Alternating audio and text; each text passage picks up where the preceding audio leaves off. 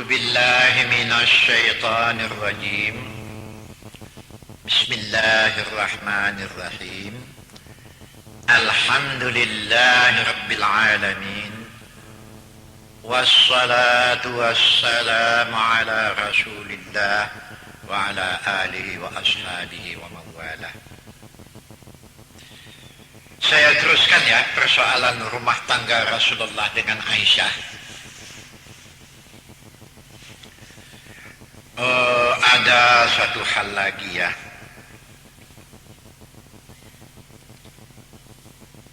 Kalau Rasulullah dengan Khadijah sebelum jadi Nabi sampai kepada wafatnya hanya satu itulah istrinya. Tapi setelah Rasulullah menjadi Nabi,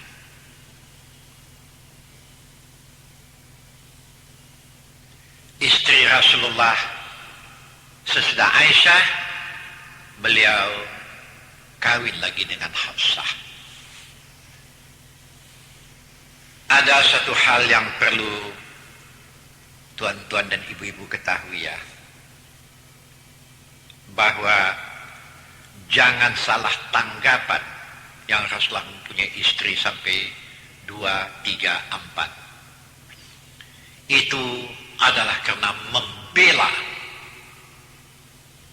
janda-janda dari mujahidin. Itu sebabnya. Jadi jangan bilangkan dari segi nafsu ya. Coba baca kembali sejarah Nabi. Umumnya di tanah Arab di waktu itu, janda-janda kedudukannya terhina sekali. Terhina sekali ya. Sedangkan kaum muslimin yang ikut bertempur dengan Rasulullah, yang mati di medan tempur, banyak meninggalkan istri-istri. Dan oleh Rasulullah tadinya sahabat-sahabat keberatan. Untuk mendapat gadis mudah kalinya untuk orang. Tapi waktu itu Rasulullah mengatakan, Polan, jadikan istri si Polan. Wanita ini jadikan oleh istri. Supaya harga dirinya karena kematian suaminya di medan tempur jangan hancur.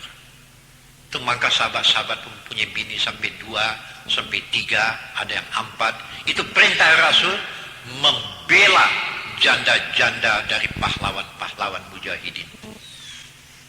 Itu tujuan. Jadi salah mengenai selera ya.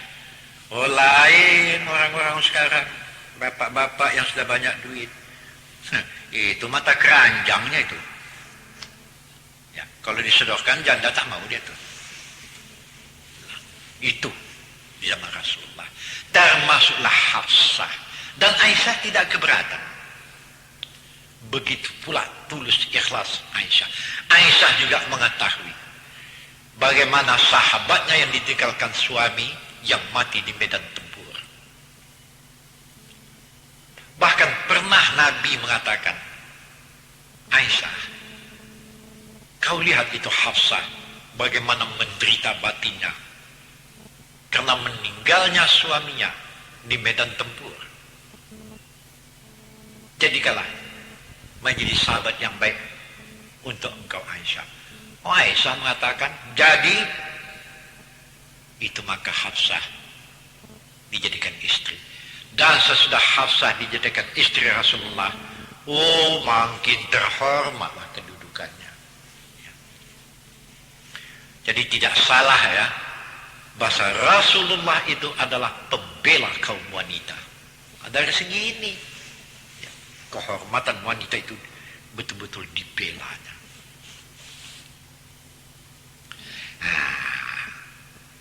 Hafsah, kalau Aisyah daya pikirnya baik sekali, maksudnya daya tangkapnya, atau dari segi lain kecerdasannya. Lain Hafsah. Hafsah tidak juga orang bodoh, tidak. Tapi kalau untuk meimbangi cara berpikir, Aisyah belum dapat di atas itu. Tapi dari segi lain dia punya kelebihan. Kalau perkara memasak, oh Hafsah nomor satu masak. Dan ada satu keahlian daripada Hafsah ini, mencampur atau mengolah madu menjadi minuman. Madu lebah yang asli itu diolahnya menjadi minuman. Dan ada pula kelebihan madu asli itu ya, mulut itu harum. Entah bagaimanalah cara Hafsah mengolahnya, wangi mulut dibikinnya. Pada waktu yang semacam itulah, satu waktu sewaktu Nabi Muhammad kembali dari masjid, pada waktu itu seharusnya, kalau cara geleran ini, geleran rumah Hafsah, tidak, rumah Siti Aisyah, geleran ke tempat Aisyah. Tapi karena waktu itu Rasulullah haus, singgahlah ke rumah Hafsah hanya sekedar untuk minta minum. Itu pun dengan merasa dengan nada yang indah ya. Hafsah mengatakan, ya Rasulullah, bukankah engkau pada waktu ini harus berada di tempat Aisyah? Oh, jujur aja bukan Aisyah. Jujur. Rasulullah menjawab, betul Hafsah, tapi saya haus. Sediakanlah minuman, habis minum saya pergi. Oh itu baik. Diolahlah minuman dari madu, diminumlah oleh Nabi. Harum, mulut Rasulullah harumnya dengan minuman itu. Habis minum, pulang ke rumah Aisyah. Ada satu ya, saya kadang-kadang takut juga mengatakannya, seolah-olah nanti katanya purno. Padahal apa yang saya sampaikan ini wajar sekali. Rasulullah asal pulang dari mana-mana sampai ke rumah itu selalu dia mencium istrinya. Jangan katakan porno ini ya, orang mencium istrinya kan biasa itu. Tapi ada juga yang menegur saya, kenapa lah diberitakan di muka umum? Saya menjawab, kan rumah tangga Rasulullah menjadi contoh, kata saya. Menjadi contoh. Jadi ini salah satu contoh juga ini, karena ada hubungan kasih sayang. Jadi waktu sampai ke rumah Aisyah masuk, ya tidaklah di tepi jalan itu pula. Setelah masuk ke dalam, terpelihara dari pandangan orang banyak, diciumnya Aisyah. Waktu itu, waktu Rasulullah mencium Aisyah, terciumlah oleh Aisyah bau yang harum. Ya, bagaimanapun ya, rasa cemburu itu tetap ada. Bagaimanapun rasa cemburu tetap ada. Kalau orang tidak mempunyai rasa cemburu, itu tandanya rasa kasih sayang tidak ada. Ya. Kalau seorang istri bertanya, ya, abang kok lama kali pulang? Sudah ditunggu-tunggu. Itu kan ada bayangan rasa cemburu itu. Atau kebalikannya, si istri pergi belanja, rupanya agak telat.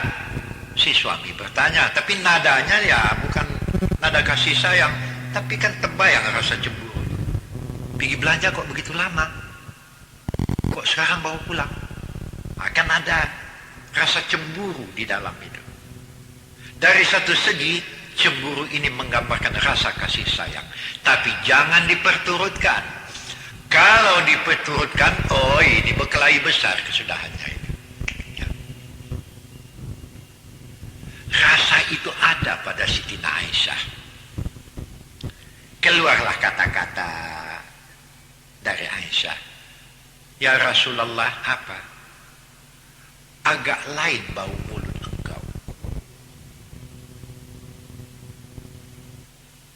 Karena mencium bau madu ya.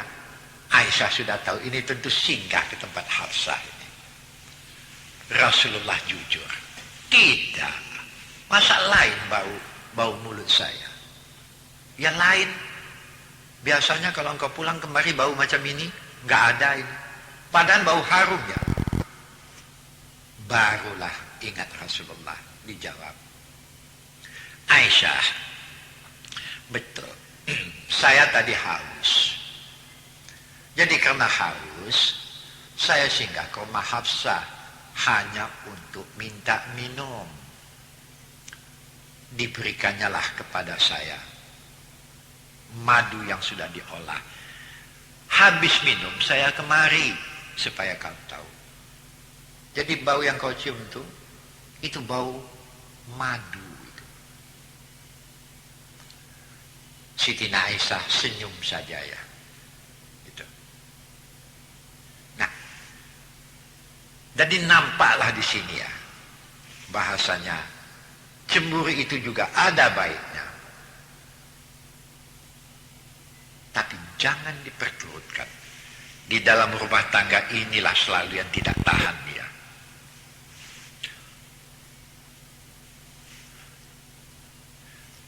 Untuk ini saya ingin menyampaikan satu riwayat lain lagi yang ada hubungannya dengan Rasulullah. Ada seorang laki-laki pernah datang kepada Rasulullah. Apa katanya? Ya Rasulullah, aku adalah seorang yang jahat perangai. Dan aku selalu tidak dapat menahan hati. Hingga kadang-kadang lahirlah melalui ucapanku, lidahku. Terutama terhadap istriku. Ini karena ada rasa cemburu, rasa tidak enak dan sebagainya. Apa jawab Nabi di waktu itu?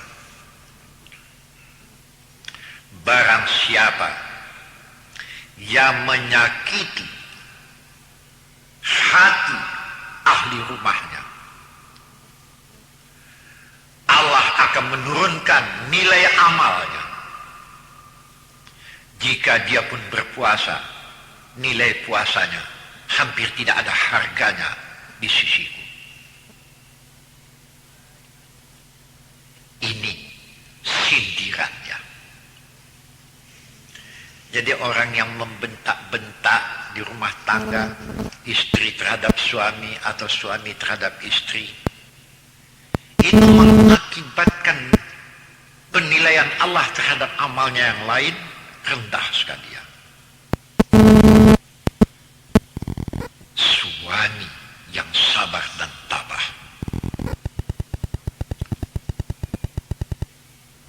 terhadap jahat perangai istrinya, nanti Allah akan mengurniai dia dengan kasih sayang dan rezeki yang penuh dengan keberkahan. Demikian juga kebalikannya. Istri yang sabar dengan jahat perangai suaminya, maka istri ini berhak untuk mendapat keampunan daripada dosa-dosa yang diperbuatnya. Oh, hebat soalnya. Kalau maulah menyadari persoalan-persoalan yang semacam ini. Saya teringat di mana Nabi pernah mengatakan, terutama sekali dalam keluarga dan rumah tangga, 5 persoalan pelihara. Kalau yang 5 persoalan ini dipelihara, wah, sudah bersama Rasulullah lah memasuki surga ya.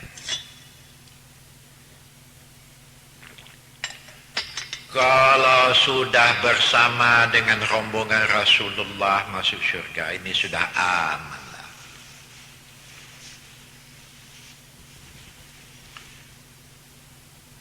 Apa itu? Di antaranya Nabi mengatakan, wal kaziminal ghaidha, mampu menahan marah ketika sudah pantas marah. Di manalah semua keinginan kita bisa tercapai ya. Tak usah di luar, di rumah tangga. Nasihat tetap. So, di dalam Quran sendiri pun ada dikatakan, ya ayyuhalladzina amanu qu anfusakum wa ahlikum nara. Wahai sekalian orang yang beriman, jagalah dirimu, pelihara dirimu, dan peliharalah ahli rumahmu daripada api neraka. Jadi berarti bukan nasihat tidak ada. Ada nasihat. Tapi tidak dengan rasa kemarahannya. Sebab itu pula lah Nabi mengatakan yang kedua, wal afina 'anil nas. Engkau harus menjadi pemaaf terhadap manusia, terutama terhadap keluarga. Menjadi orang yang pemaaf, tidak pendendam. Jangankan terhadap suami kepada istrinya atau kebalikannya, atau keluarganya, kepada orang lain pun dendam tidak boleh ada. Walaupun orang lain ini pernah menyakiti hatimu, tetapi pada satu waktu dia memerlukan pertolongan engkau turun tangan menolongnya dengan tidak membangkit-bangkit soal yang sudah. Dendam tidak ada. Amanlah kalau macam itu. Kemudian Nabi lagi mengatakan, ruhama'u fil yatama wal masakin. Ini sudah pernah saya singgung tadi. Melimpahkan kasih sayang kepada anak yatim dan orang miskin. Tadi sudah saya singgung ya. Tidak saya ulang lagi. Kemudian yang keempat kata Nabi, ma yunfiqu biyamini la ya'rifu bishimali. Dermawan apa yang diberikan oleh tangan kanannya tidak diketahui oleh tangan kirinya. Dermawannya macam ini adalah kekasih Allah, dan orang yang semacam ini akan beserta dengan Nabi memasuki surga. Fayuhasibu hisaban yasira. Sudah aman. Ma yunfiqu biyamini. Apa yang engkau berikan dengan tangan kananmu tidak diketahui oleh tangan kirimu. Maksudnya ikhlas. La tattabi'u sadaqatikum bil manni wal adha. Ini Quran ya. Apa yang sudah engkau berikan, jangan engkau bangkit-bangkit hingga dapat menimbulkan sakit hati. Sudah dibagi, sudah. Walaupun pada satu waktu ada hal-hal yang timbul menyakitkan hati, namun apa yang sudah kita berikan tidak kita bangkit-bangkit. Kemudian yang terakhir Nabi katakan, wal mustaghfirina bil ashar. Wal mustaghfirina bil ashar, selalu bangun di tengah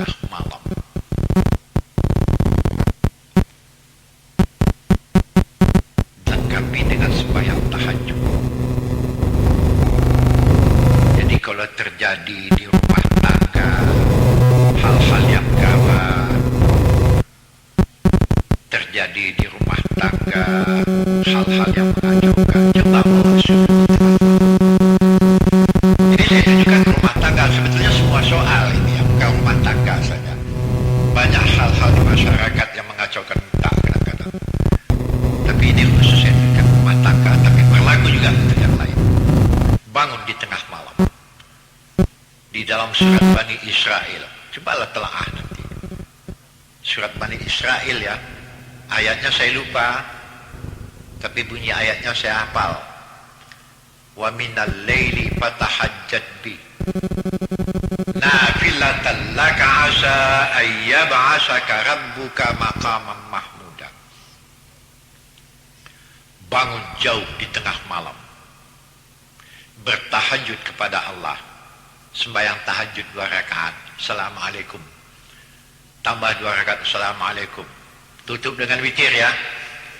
Berapa mampu terserah saja. Sanggup 3 kali 3 kali 2, sanggup 4 kali 2, tutup dengan witir. Sesudah itu duduk sebentar, ashar waktu sahur ya,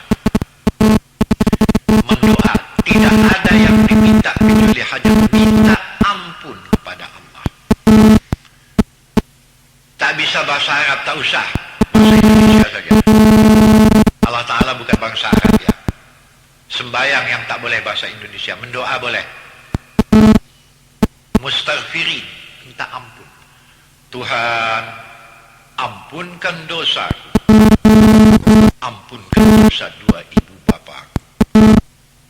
Tuhan, ampunkan dosa, ampunkan dosa 2 ibu bapaku. 5 kali, 10 kali, 20 kali, mengantuk tidur balik. Tenang jiwa tu ya. Memang kadang-kadang banyak yang gawat di rumah tangga, ada saja. Tapi kalau ini terlaksana, surga. Jadikan rumah tanggamu menjadi surga sebelum engkau menjadi surga. Macam manalah rumah tangga yang bisa diciptakan surga di dalamnya, Ustaz? Aduh, inilah yang selalu saya pekitkan di mana-mana. Ini bergantung kepada masing-masing punya pengertian. Masing-masing punya pengertian. Jadi kurang sedikit sudahlah. Ya, isi mengisi. Ya. Yang sempurna tidak ada, habis perkara.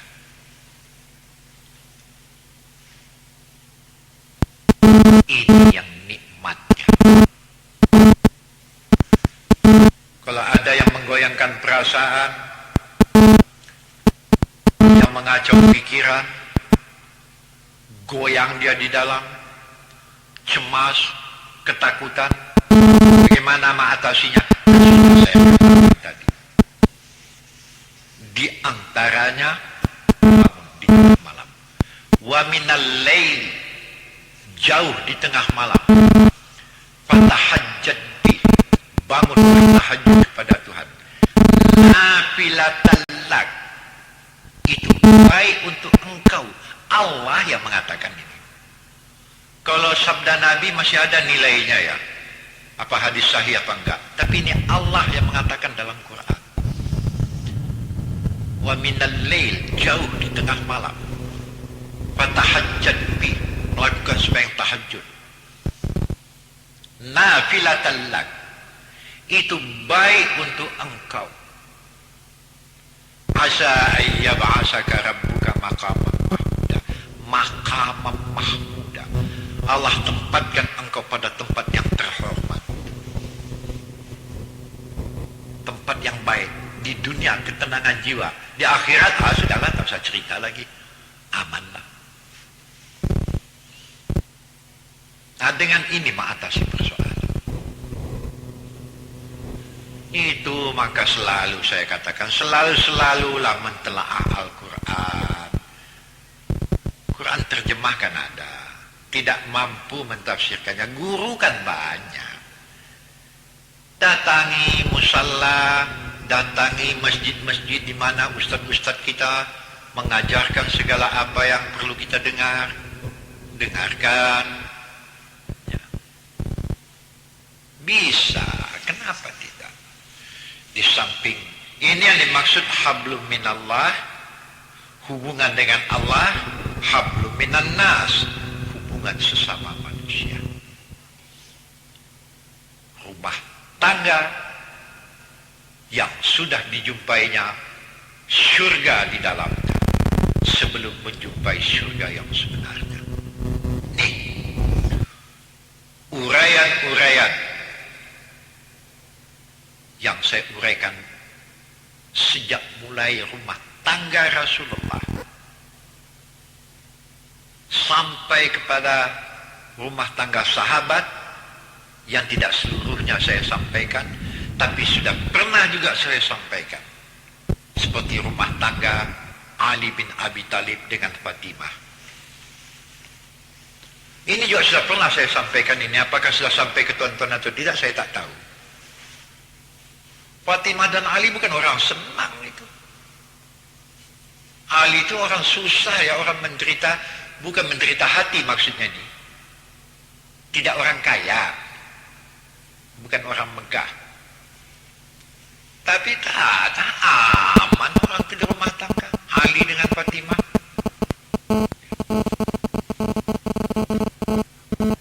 Keadaan mereka segar. Yang dimakan seada-adanya saja. Kalau tidak, kan tidak. Sampai Umar mengatakan, ya Rasulullah, sungguh beruntung engkau mempunyai menantu Ali. Pernah ditanya orang Fatimah, bagaimana engkau dengan Ali? Apa jawab? Kena bentak pun tak pernah. Jangankan masam muka, kena bentak pun tak pernah.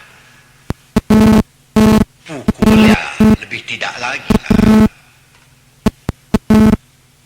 Akan pantas yang macam ini dicoba menerapkannya ke rumah tangga kita.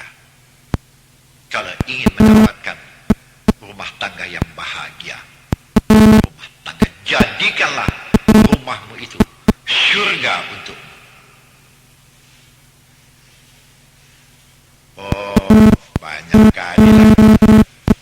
Tak sedikit saya mendapat pertanyaan ke arah ini yang saya tidak mampu menjawabnya langsung. Ya, dengan inilah saya jawab. Cobalah ulang-ulang kembali mendengar ini. Yang kesimpulan segala-galanya daripada apa yang sudah saya sampaikan. Satu hadis Nabi mengatakan, kullukum ra'in wa kullukum mas'ulun an ra'iyati. Semua kamu adalah pemimpin. Dan semua kamu dengan pimpinannya akan ditanya pertanggungjawabannya di hadapan Allah. Timbul soal. Semua pemimpin iya, cuman bidangnya tidak sama. Kalau suami di rumah tangga sebagai pemimpin sudah. Makan minumnya, bajunya, pakaiannya itu disediakan. Tapi bagaimana sebagai istri? Dijawab, memelihara hati suami dan memelihara harta benda yang diamanahkannya. Itu pimpinan seorang istri. Ya, mudah-mudahan saja dapat kita amalkan ini. Ya, sampai di sini. Assalamualaikum warahmatullahi wabarakatuh.